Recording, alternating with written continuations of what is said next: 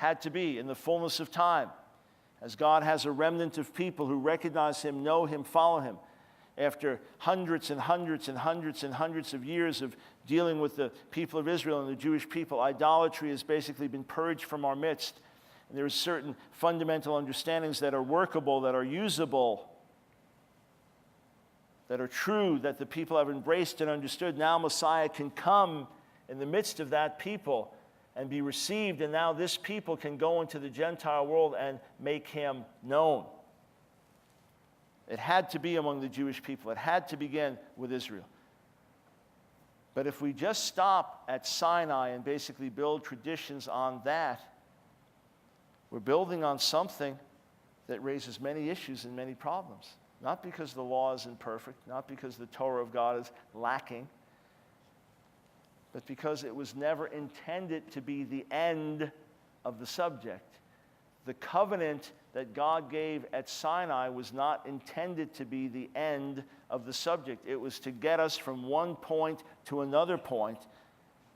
And now with the new covenant, according to Jeremiah 31 to 34, the Torah would be written on our hearts.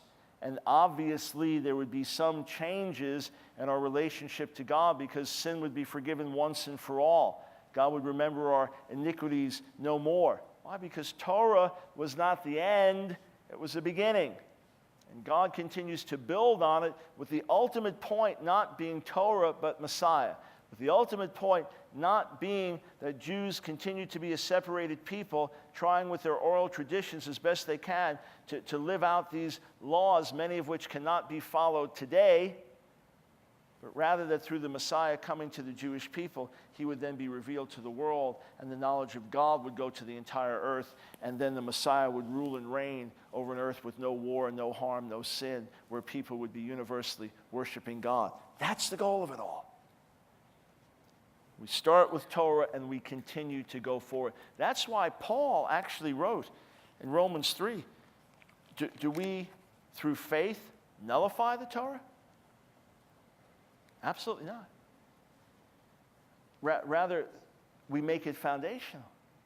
We even recognize the very teaching of justification by faith proceeds from Torah, and we verify what is written there and build on it.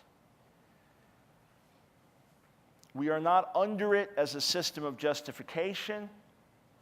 We are not under it as a tutor or teacher to bring us to the Messiah. We are not under its condemnation. Now it is written on our heart, and for Jew and Gentile before God, by the Spirit and the New Covenant writings, we seek to live these things out in a way that is pleasing to the Lord. And far be it from the sacrifices and priesthood and blood and tabernacle things being irrelevant to us. They are lived out in a daily spiritual way in all of our lives with power and with relevance. We'll close here now, and then we will resume with questions about the law of Moses. Can it be kept? What does the New Testament have to say? Did Yeshua abolish it? Did Paul abolish it? We'll continue with those questions and further open up the Scriptures.